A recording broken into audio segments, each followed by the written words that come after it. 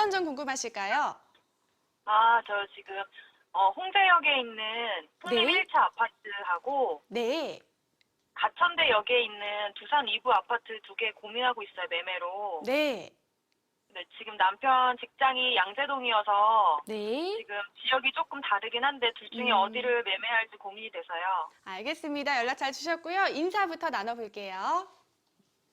네, 안녕하세요. 안녕하세요. 네, 네, 반갑습니다. 안녕하세요. 네네.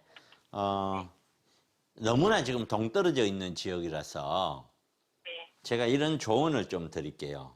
첫째는, 지역적인 조언요.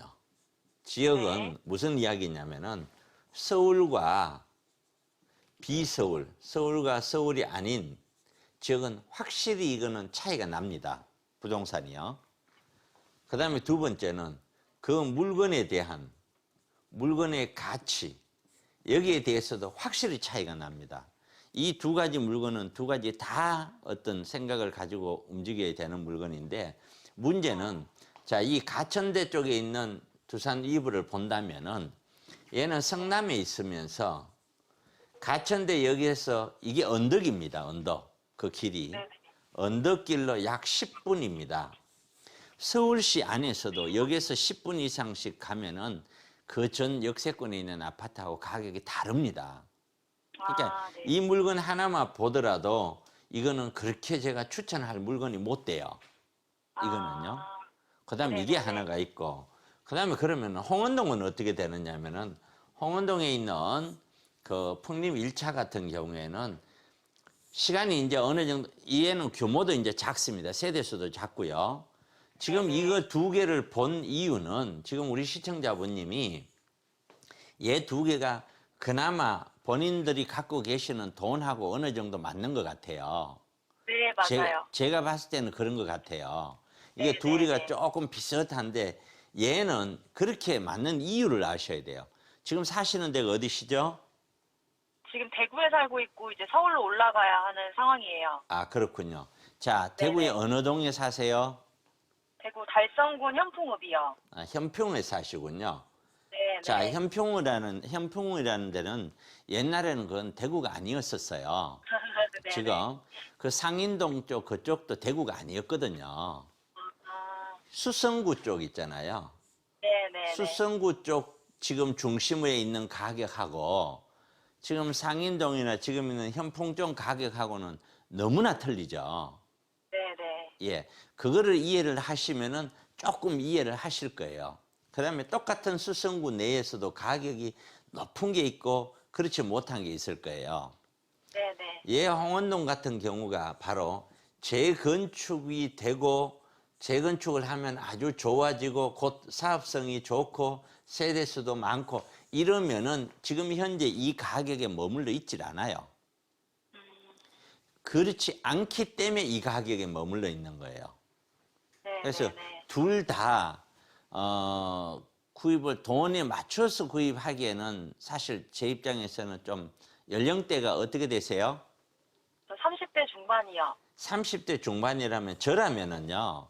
네, 전세나 월세나 임차 생활을 좀 더 하다가 네, 네. 좀 더 알아보고 반듯한 걸 한 개를 가져가는 것이 좋지 않을까를 권해드리고 싶고, 그다음에 네네. 두 번째는 어찌됐든 이번 달에 정부 정책이 발표가 된다고 하잖아요.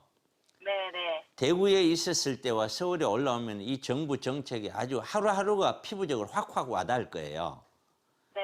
그 지방에 있었을 때는 그 정책이 나와도 뭐 그게 뭔지 그냥 그렇게 살게 돼 있거든요. 네, 네. 근데 서울은 그렇지 않아요. 오시면은 하루하루 한순간이 이 부동산 정책이 나오면은 확확 흔들림이 많아요. 그래서 네네. 지금 정책이 충분히 나올 때까지 기다려보고 추후의 어떤 상황을 좀 지켜볼 필요가 있다. 왜 그러냐면은 만약에 이번에 발표를 했었던 그 정책대로 국회가 통과가 된다면 네네. 상당히 혼란은 있겠지만 아파트를 두 채 이상 갖고 있는 사람들은 견뎌내기 힘들어요. 만약에 이번에 발표한 정책대로만 국회가 통과가 된다면 네네. 그렇게 되면은 물량들은 나오게 돼 있어요. 문제는 그보다 더 큰 문제가 또 하나 있는데 임대차 3법을 통과시킨다고 하거든요. 네. 임대차 3법이라는 거 들어보셨어요? 네네네. 네, 임대차 3법의 핵심이 2년에 5% 이상 전세가를 못 올리는 거예요. 이게. 그 다음에 두 번째는 전세 사는 사람들이 나 여기 더 살래 하면은 최후 뭐 보통 지금은 2년이잖아요. 네네. 2년 뒤에 나가라면 나가야 되는데 나 거주할래 하면은 또 2년은 의무적으로 못 내보내는 그런 법을 통과시키려고 하는 거예요. 네네네. 그럼 그걸 통과돼서 전세 살고 있는 사람이 있는 집이 있다고 가정을 하면은 이 집은 내가 구입을 해서 들어가려고 해도 전세입자가 안 나가면 나는 못 들어가는 거예요. 그렇죠. 그러면 팔고 싶은 사람도 전세입자가 있으니까 내가 팔려고 하니까 못 파는 거예요. 아, 이런 문제가 발생이 될 수가 있어요. 네네. 그러면 내가 급하면은 이제 세금이 높아지면 그만큼 1년에 부담해야 될 돈이 많아지면은 가격이 떨어지면서 세금이 부담이 많아지면은 사람들은 빨리 팔아야 되겠다는 상황이 올 수도 있잖아요. 네네. 만약에 그렇게 돼도 못 파는 거예요. 손실을 안고서 있어야 되는 거죠. 오히려 집을 갖고 있는 소유자들이 세입자한테 가서 나 상황이 이러니까 제발 좀 저 사정 좀 봐주세요 해야 될지도 몰라요. 네네. 진짜로 그렇게 될지도 모른다니까요. 그러니까 이 1가구 2주택자, 3주택자들은 잘 생각해서 해야 돼요. 무조건 버틴다고 될 말은 아니에요. 만약에 네네. 이번에 정부가 발표한 대로 진행이 된다면은 버텨서 네. 될 문제가 아니에요. 이게. 그런 상황이라면 그럼 지금 무주택인데 급하게 살 네. 이유가 없잖아요.